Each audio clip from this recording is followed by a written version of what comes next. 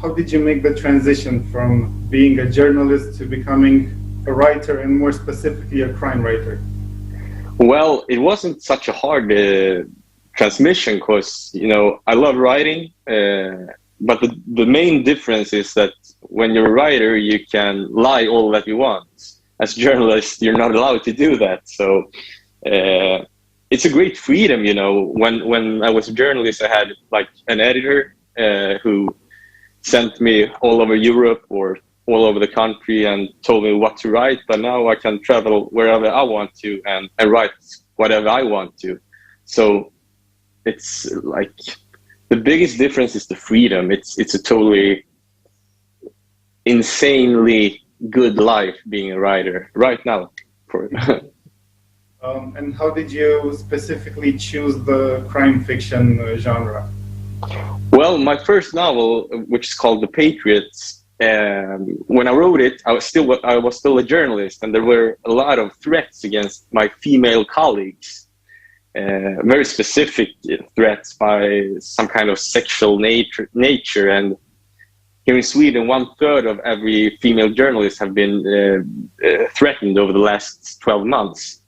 So it came pretty natural writing a crime novel about, well, The Patriots is about 3 neo-Nazis who creates like a death list of journalists who, in their eyes, have betrayed Sweden, something like that. So that's the plot. So that came pretty natural, actually. Did you have any writers that inspired you to become a crime writer? Well, yeah, here in Sweden we got a great tradition of crime writers. You can name Camilla Läckberg, Jan Guillou, Stig Larsson, for example, Henning Mankell. So we got a great and very, I think, capable tradition of crime writers. So it was pretty natural, and I like when things happen in stories. So writing crime was a natural choice for me, actually. It seems that Femicid, Rådkungen, is, and I think maybe the entire Vanessa Frank series, they're very socially involved novels, let's say. Yeah. How did that happen? Was that your target from the very beginning, or was it just something that you grew in naturally? Well, I think that as a writer, at least I want to portray the whole society, from like the upper class to the lower classes, so the working class and the outlaws. You want that whole spectrum, or at least I want, because I think the world is a very dark but a very interesting place, and to be able to describe it or to put your characters into that is a true blessing and I don't know, it's like the best thing I know in life. Portraying the world, your country, putting your thoughts into a character, it's a very efficient way of describing what you think is right and wrong without telling it too obvious. Mm-hmm. The Vanessa Frank novels aren't written from a first-person perspective, but was it difficult even from a third-person perspective to write her, the detective, to write a woman, let's say? No, it was actually pretty interesting research, because I got like diplomatic status to ask every woman I met how it is to be a woman. And so I asked my girlfriend, my mother, all my friends, and it's pretty interesting, because you need another perspective when you're portraying a woman, because it isn't easy being a woman in not in any time, but they have different pressure on themselves. They are often like valued in their looks, for example, And for a guy, that can seem like a pretty nice thing to be, but it isn't being, watched all the time, complimented all the time. I think we guys have like a hard time understanding what it actually is to be a woman. And I'm not saying that I know now, but I think that I got a better sense after writing about Vanessa Frank. In your bio on your website and in this novel, in Femicid, there's this talk about the incels, involuntary celibate. Yeah. We in Romania don't really know much about this current, let's say. Could you tell us a bit more and how it impacted you? Yeah, sure. So first of all, as you said, incel stands for involuntary celibates. They are a large group of men meeting up online, united by misogyny and hatred, based on the fact that they can't find a woman to share their lives with or to have sex with. So some of these men are virgins and others hadn't had a sexual relationship for years. So at first I looked at this movement with kind of a laughter, and I think that's the first reaction, because whoa, we got some angry virgins online. It doesn't look that terrifying, but then I started to dig into the movement and the forest where they were, and I discovered that they are a very, very dangerous movement. The last couple of years, more than 50 people have been killed by incels in Northern America. 29 people just 2018, and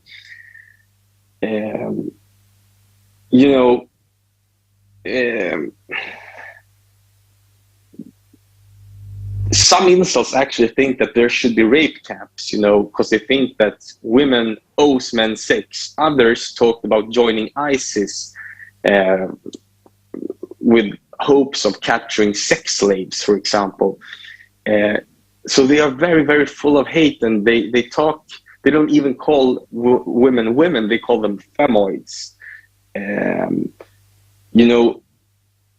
the philosophy behind all this is that they divide the world into chads, which are like attractive, sporty men that, according to incels, gets 80% of all the women, which leaves incels without. So that's like the philosophy that they have built or created, which make them very, very hateful. And as I said before, they don't call women women. They call them femoids, or just whores. Excuse my language. And the problem with this kind of language is that it's a dehumanization going on, and dehumanization is a psychological defense mechanism, which in the longer run makes it easier for you to harm or kill someone. For example, that's why ISIS don't call us Westerners human beings. They call us pigs or infidels, and they do that in order to get their troops or their followers to kill us. And there is the same mechanism going on in the incel movement, which makes them very, very, some of them very, very dangerous. There have been a lot of terrorist attacks committed by incels, mass shootings in Northern America. And I think that, and this movement is spread all over the world. It's a very global movement. For example, which is something that I discovered after writing Råttkungen, Femicid, is that Sweden is the most, get the highest percentage of incels per capita in the world. And I think that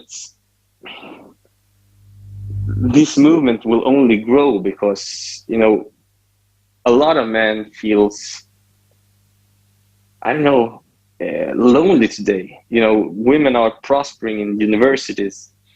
A couple of years ago, a woman, in order to support herself economically, had to marry someone. Today she doesn't. because she's got this education, she can own her own salary. Sure. So then some women will find a partner that matches themselves economically, educationally, and that leaves a lot of men without a mate or a partner. So I think that's what's going on, and yeah, it's a very. I don't see a solution to this, and that worries me. Yeah, well, books like Femicid, for instance, kind of divulge that, they show the ugly head of the snake, let's say, so yeah, maybe like a warning alarm or something like that. Those are useful. Yeah. I was wondering, what do you think has made the Scandinavian wave of crime fiction so successful? Well, I think you have to go back to the 60s or 70s when Sjöwall Wahlöö wrote the Beck series, because they created like a school for how to write crime. As we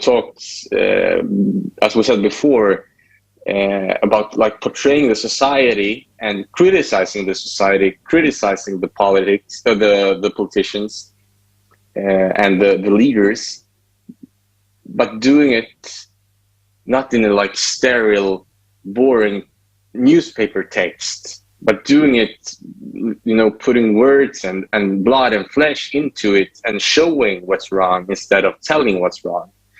And I think that myself and all the others that followed Sjöwall Wahlöö used that recipe. And I don't know, I'm not a like big knower or connoisseur of foreign literature, but I've been told that there is a difference there. That's the Swedish or the Scandinavian way is, telling about the whole society and the different spectrums of it. And I think that's one of the keys. And I think that we gotta, as education in Sweden, for example, is free and have been for the last 100 years or so, we got a big pond of potential writers, because it doesn't matter if you're from the working class. You can write and you can educate yourself in order to be a writer, and that makes the pond or the spectra from where we can take our writers bigger than other countries where usually the middle class or the upper class are the writers. Or at least it was like that before. And actually that's changing here in Sweden too, because it's the upper middle class that writes books today, but it wasn't that a couple of years ago. If I was to give you one key, I think it's that for the last 100 years, everyone in Sweden was able to write and read. So that we got a big pond of potential writers that we were able to transform to writers. And just crime, I don't know, because I think your view of Sweden is that we are this little socialistic country up north, a social democratic country up north, with no crimes and beautiful nature. And then when we mix that, but in literature, we got the highest murder rate in the whole world. Yeah. So I think that the world's view of us collides in the literature, and I think something starts to sparkle there. Something like that. That's just my own theory. Yeah. If you were to meet someone on the street, someone who doesn't know you, hasn't read your books, how would you recommend maybe Femicid specifically? What would you tell them to persuade them to read? Well, I'll tell them about the incel movement, because here in Sweden, when I published it, it created like a big debate for a month about the incel movement, and all the like newspapers and televisions were writing about the incel movement, and I was like in all the TV soaps and stuff like that. So I think people are intrigued by the fact that there is a truth in this novel. I like the term infotainment, mixing fiction with fact, in order to get my readers to learn something about the world, but that they are entertained while they're learning or reading. And I would tell them that I think that they would like Vanessa, because she's a quite, on one hand, she's a pretty classical, crime character, but on the other hand, I haven't seen anyone like her in any novel. So I think that they would like her. Sure. I might also add the fact that this novel, at least Femicid, reads almost, most of the time, reads almost like a theater play. There's a lot of insightful dialogue, let's say. It's not just dialogue for the sake of dialogue, it's dialogue that reveals the characters a lot. I think that's an important